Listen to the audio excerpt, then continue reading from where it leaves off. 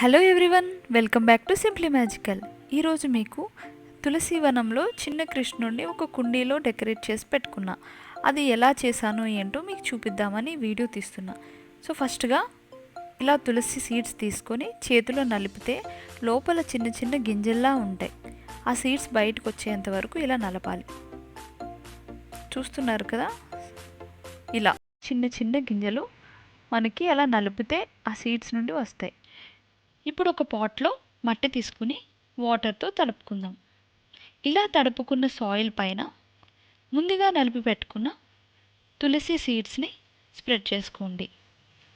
ఇలా స్ప్రెడ్ చేసుకున్న సీడ్స్ పైన పలచటి సన్నటి లేయర్ కింద మట్టి వేసుకోవాలి.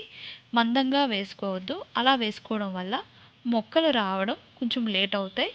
సీడ్స్ ఏమీ పైకి కనిపించకుండా మట్టితో కవర్ చేసుకున్నాక కొంచెం వాటర్ తీసుకుని సాయిల్ అంతా తడిచేలా వాటర్తో తడుపుకోవాలి. ఇలా తడుపుకున్నాక డైలీ ఇండైరెక్ట్ సన్లైట్లో పెట్టాలి. సో చూసారు కదా, నాకు సెకండ్ డేకి చిన్న చిన్న ముక్కలు రావడం స్టార్ట్ అయ్యాయి.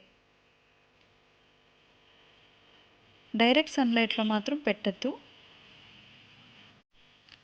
4 days తర్వాత తులసి మొక్కలు ఈ సైజ్కి పెరిగాయి. సో గుర్తుపెట్టుకోండి, డైలీ మార్నింగ్ అండ్ ఈవినింగ్ లైట్గా కొంచెం కొంచెం వాటర్ స్ప్రింకిల్ చేసుకొని ఇండైరెక్ట్ సన్లైట్లో పెట్టాలి. సో నాకు 1 వీక్కి తులసి మొక్కలన్నీ ఈ సైజ్కి పెరిగాయి.